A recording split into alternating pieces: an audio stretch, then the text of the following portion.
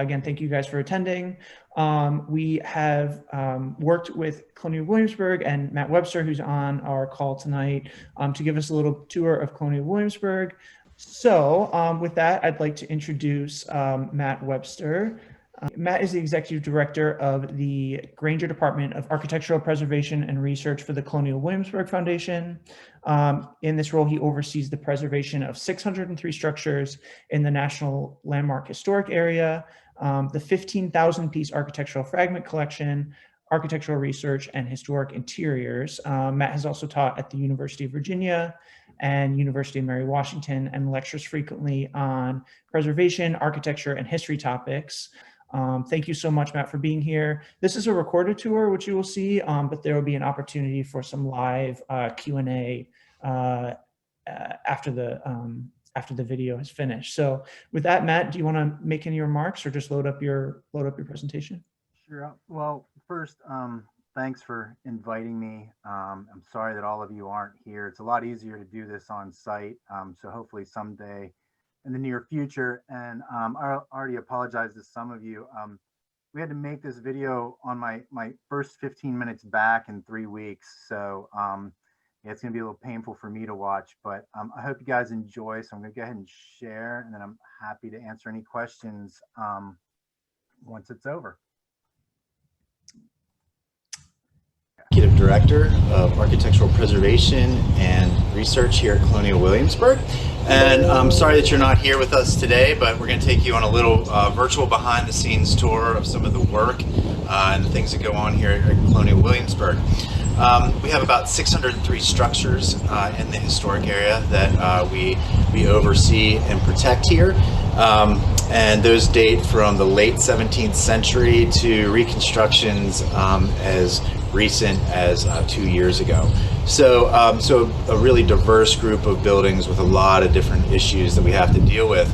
And you know, first and foremost is preserving the original materials and maintaining as much accuracy as possible in the historic area.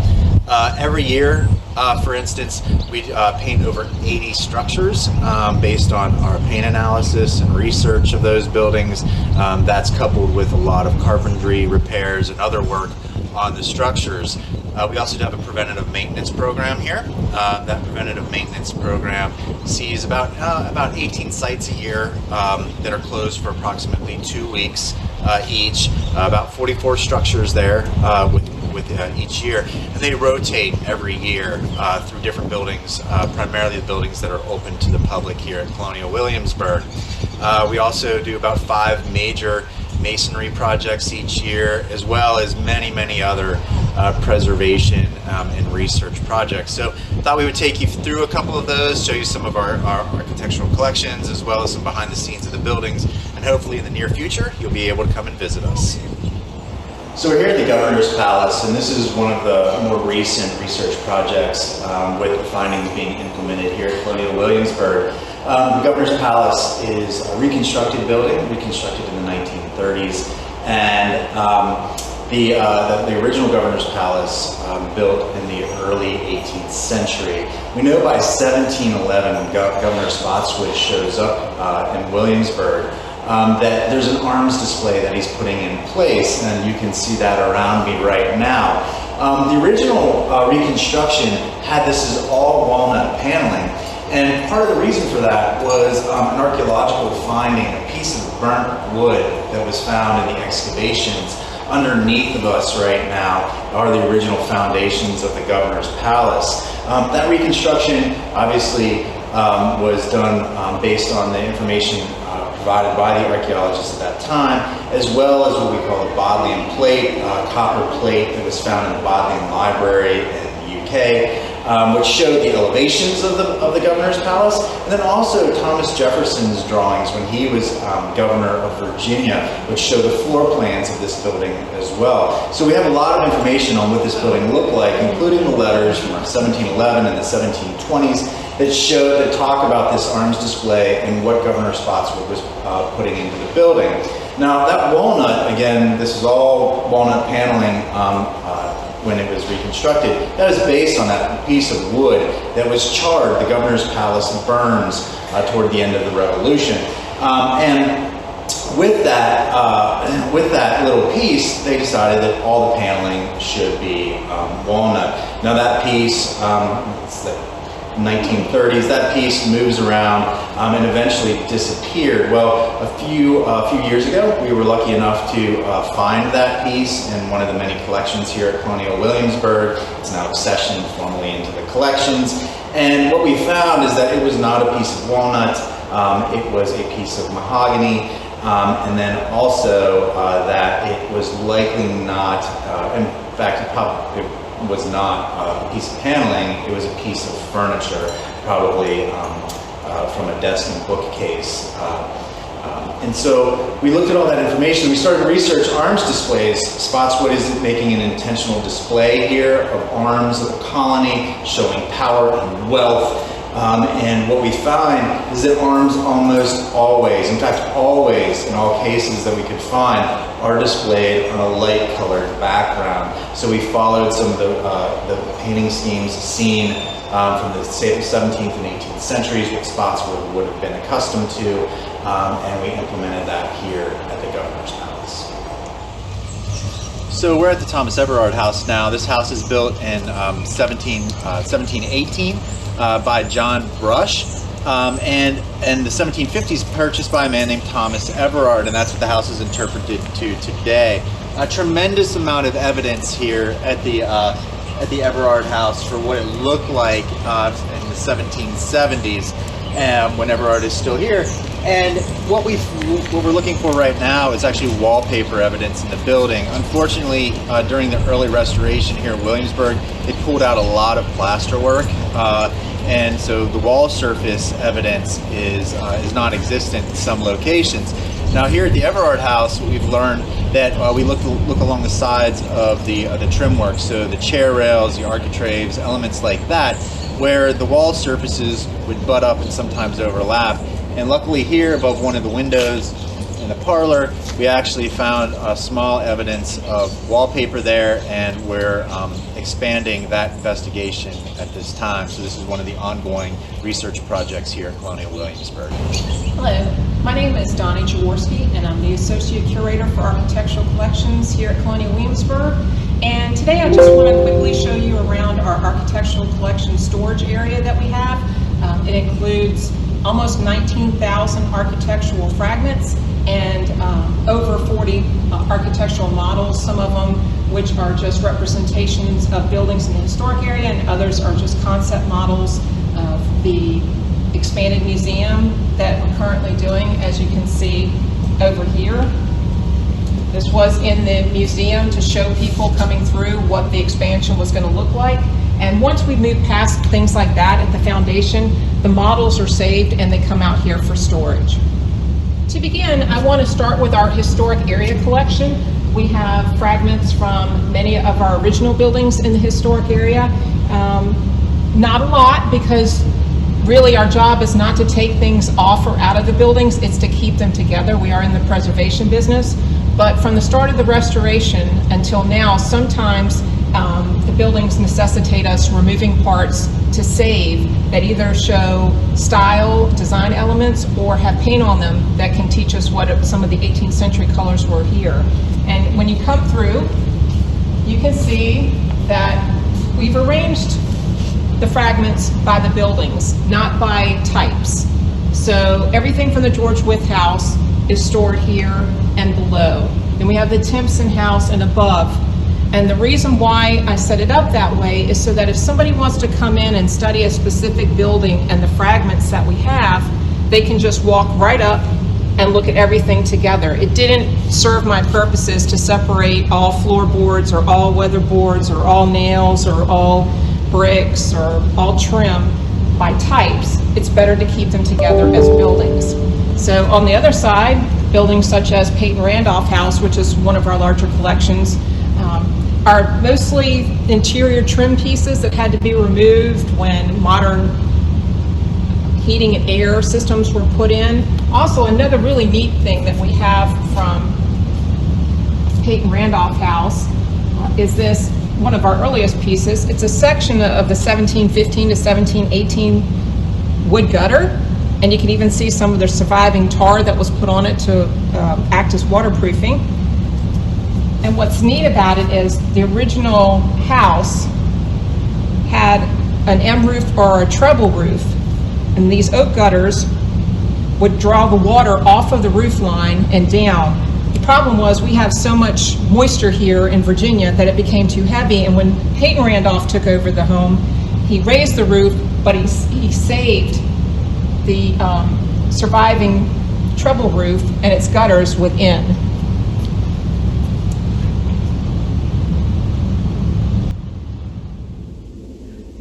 Hi, I'm Emily Campbell, the Architectural Preservation and Research Associate here at Colonial Williamsburg, and we wanted to tell you a little bit about our wallpaper collection here at the foundation. We are fortunate enough to have over 300 wallpaper fragments in the collection, and they've been collected from a variety of places. We actually have pieces that are from the historic area, as you can see at the top of the table. Additionally, we have pieces that we've collected from a similar region, so mostly from the Chesapeake, as well as the colonies in the eastern part of the country.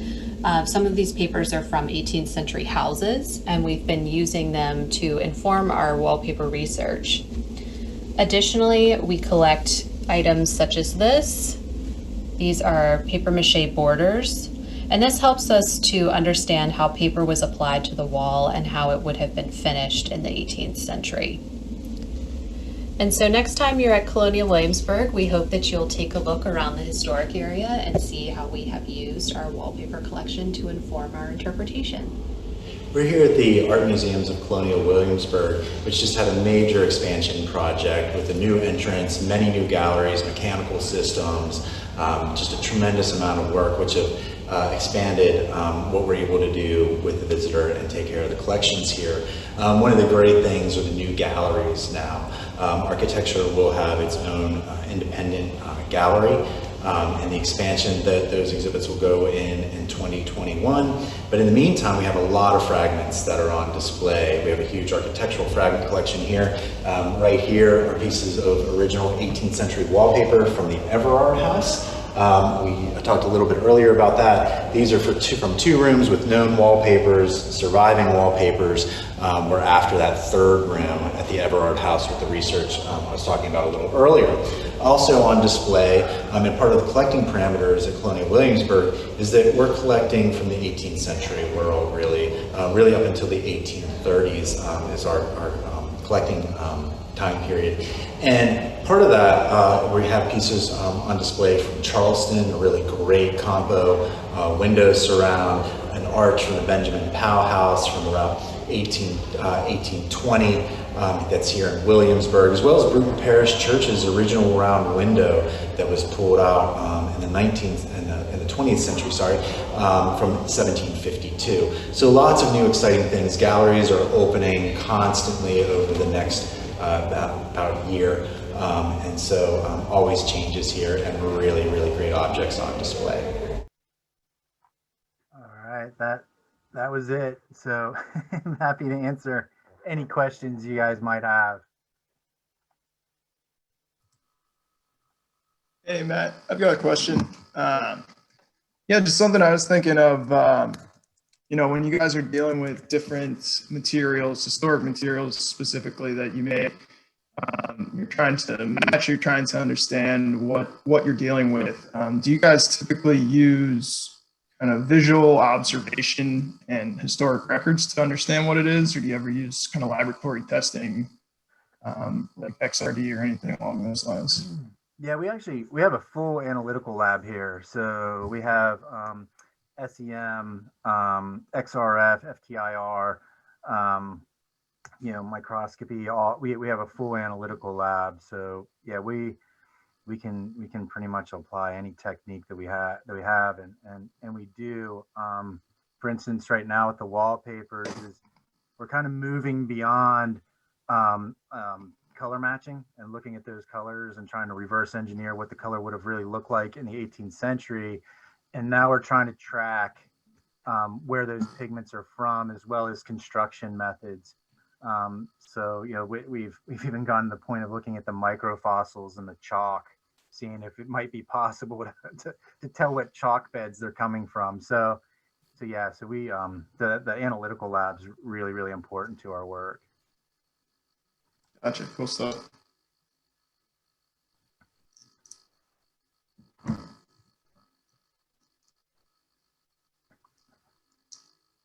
Matt, are you finding, is it the case that a lot of these decorative objects were imported from England at the time, or are any, American or colonial based? Or I imagine there's a lot of research and a lot of back and forth with Yeah, properties. it's all. I mean, the wallpapers are imported. Yeah, they're all imported. And it's not till kind of later in the 18th century that we see them starting to be made. We're working on a piece right now that we think might be from Connecticut from the 1780s, a piece of wallpaper. So we're still trying to work that out. It's a little bit of a mystery right now. Paint pigments and things like that. I mean, they're being imported. A lot of them are being mixed here, and we're seeing that's something where we're really pushing. I mean, we've done a tremendous amount of paint research here, and we're dealing with a structure right now, which some of you might find interesting, where they're using orpiment for the second floor, and so we've never found that before.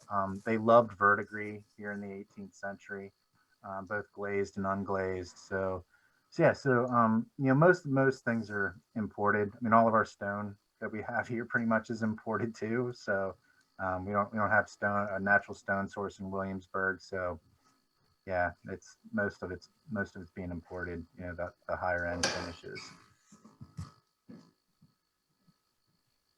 Looks like we had a question in the chat of what was your greatest find? Just probably personal to you, but yeah,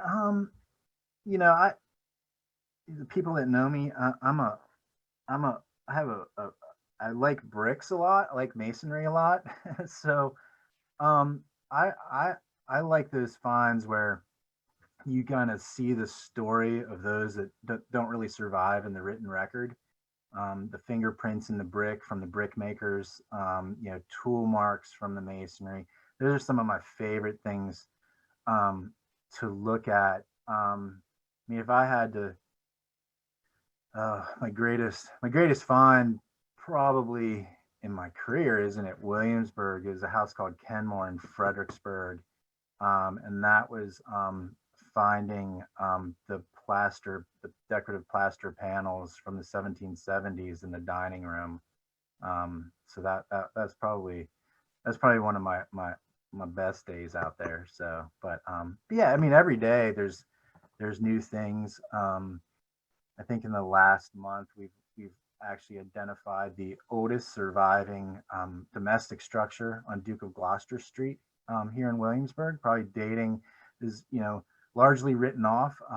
I'll be the first to admit the restoration in the 20s and 30s, to be fair, there wasn't a roadmap or understanding what they should be doing. They're kind of figuring it out as they went along, and they could be quite aggressive. In this house called the George Reed House, the record indicated that they really just almost replaced everything, but what we found is that they didn't. And so we're right now thinking that the house is dating between 1710 and 1715. So really early house, hall parlor house on Duke of Gloucester Street that we're working through right now. So that's a pretty spectacular find. Yeah, I mean, there's lots of neat stuff here to look at, and always something to investigate.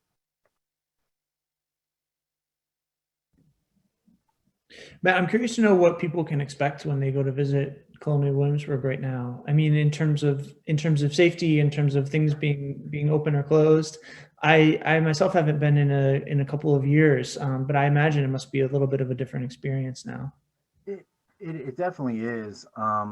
It depends on the focus at the time. I mean, as far as the situation we're currently dealing with, visitations at about 60%. We have all of it's actually pretty high comparatively to a lot of museums.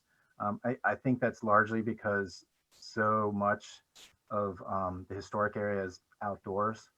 So you can actually you have a lot of visitors that are out on the street and, wandering through gardens and looking at the animals and looking at the outside of the structures. And we have a lot of outside programming as well.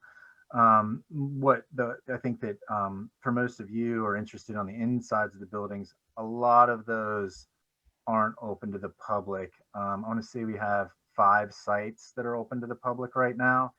There are larger sites, and the vast majority are the reconstructions right now, because those are the bigger spaces where we can social distance in. So if you come, that's kind of the situation. Again, everybody wears masks. We're following protocol, and we're working with state and local agencies, including our safety and security department here. As far as changes, over the past 10 years, we've had 3 major reconstructions. So the blacksmith shop, that whole site's been redone. The market house has been reconstructed, and the coffee house has been reconstructed. So those are the new things you'd see. And then from the collection standpoint, we increased the museum size by 1/3. So a tremendous number of new galleries in there, and visitor facilities. So that's very, very different from prior years. So those are kind of the bigger changes. The other thing, I guess, is we had, I think, like most sites, we had a really big deferred maintenance issue, and we've really started to catch up on that. So the paint program, we're now in a cycle now where our painting is based on paint life expectancy, not outright failure. And so the town, at least I'm told, I always see the problems, but the town's looking a lot better, I'm told. So, yeah. You said that an architecture studio is opening up, or like as part of the museum. Mm-hmm. Is there anything that's coming in 2021 that will be on display that you can tell us about? Sure. Yeah. So the architecture gallery will open in 2021, and it's based on restoring I think the theme is going to be restoring Williamsburg. It always shifts a little bit, but that's the rough idea. And so it's going to focus on kind of the how we know what we know, going through all the fragments, paint analysis, construction methods that really inform what we do here every day. So it's kind of pull back the curtain a little bit and show process. That's the goal of it. We're going to have some things that have never been on display before. We have a really great painted over mantle, we think from the 1770s, from the George Reed House. And so that's going to be on display, as well as a really fantastic early 18th century casement window out of New England, which helped inform. It's completely American version.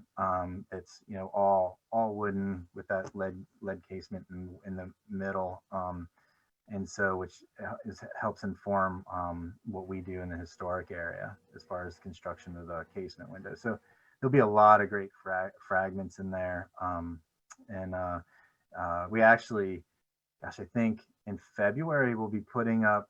We have the Minokan Stair here. The big glass house project on the northern neck of Virginia. So we just put that back together, and that will go on display in the museum on a long-term loan in the next couple months. So some good stuff.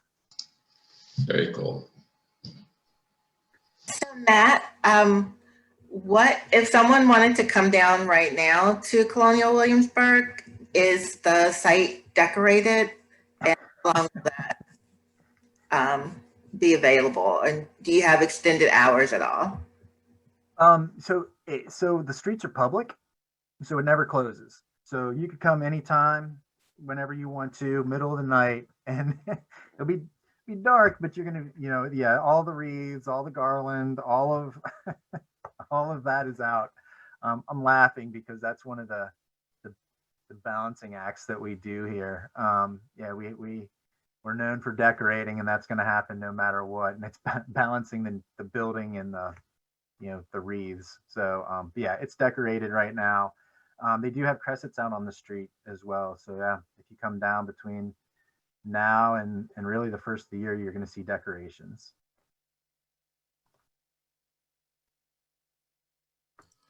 Sidebar to that, are the decorations historically accurate? No. Sorry.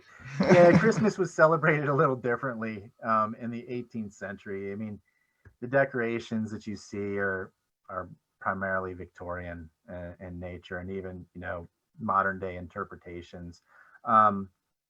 We have a lot of decorators that come in and place them, but then also the residents in the historic area. So there's a lot of rentals and residents that live there. And so they do their own decorations. So there's a big competition. So, you know, the trades get involved as well and do some pretty interesting things. So.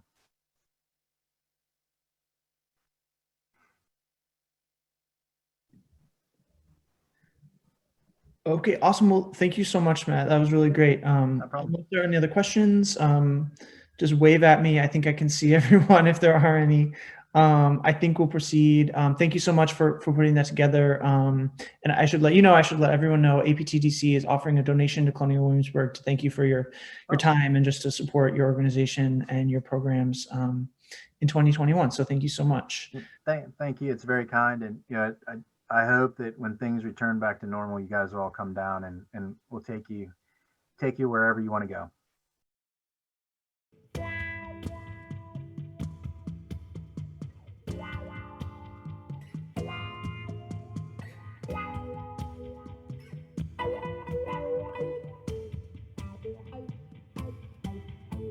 Yeah.